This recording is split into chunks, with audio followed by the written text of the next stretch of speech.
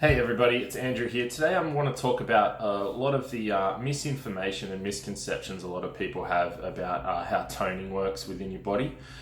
So toning is mainly from fat loss, right? So it all starts there. A lot of people just think it's just all you have to do is weights training to tone, but you do have to do a lot of weights training, but mostly it's from your fat loss and that sort of thing. So you could develop a muscle all you like, but if you've still got a lot of fat around it, you're not going to see that muscle very well. You're not going to tone it very well unless you're doing all those things. So yes, your weights training is important, but it's important anyway. Okay, so it keeps your bones strong and healthy. It develops your muscles, obviously, and it helps prevent injuries and everything like that. So everyone should be doing weights training.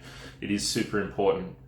But it's not going to be the only thing that helps you tone, okay? So, I've already done a video about the principles of fat loss and all that sort of stuff. So you need to be in that calorie deficit, have good nutrition, regular training and steps, and be consistent. So I won't get too much into that. All of that's in that other video if you need it.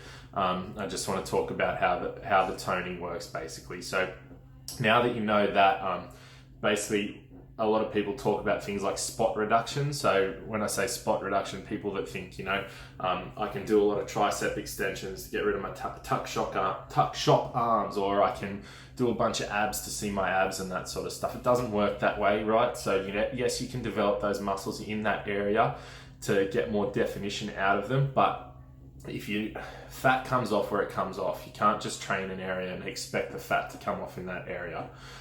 It's all down to your genetics and that sort of stuff. So you just have to diet and train regularly, and the fat's going to come off where it comes off first. I know I lose a lot in my face and around my neck and stuff first, rather than, in other places of my body where, I might like them, but it's just not how it works. You just have to keep dieting until all the fat's off in the places you want them and you're feeling comfortable with where you are, okay? So when it comes to this sort of image of yourself saying that you want abs or something like that, usually that comes down to comparing yourself to other people, like people with abs, most of them are genetically just leaner people, not everyone can get abs very easily, so a lot of people, like most normal people, 99% of the population, if they want to see their abs, they have to seriously diet and make a lot of sacrifices to their lifestyle if they really want to see those abs. And then, there's going to be a point where they're just going to go back to normal habits, and they could still be very healthy habits, but it might not mean that you see your abs. So you just need to weigh up whether seeing your abs is worth that sacrifice, other than comparing yourself to other people on social media that might just be genetically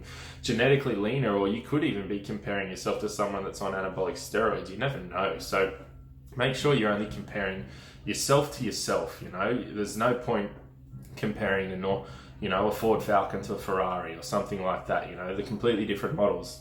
You can only compare yourself to an older version of yourself and see where you're at and where you want to go. Be focused on where you're going, not where you are, okay? So being confident and happy within yourself is so much more attractive than any physical trait. So make sure you're doing exercise that has you feeling good, you're training the way you want to train, and you're not busting yourself or stressing yourself out about wanting to look like somebody else, So make sure you have your priorities set out, so you've got your diet and your training, your steps, you're getting enough rest. That's going to be very important for your mental health as well as your performance in the gym, which is going to help you. So stick to your process. Find a process you can stick to, that you're consistent with, making sure you're enjoying it, you're feeling good from it, and then the rest is just going to take care of itself.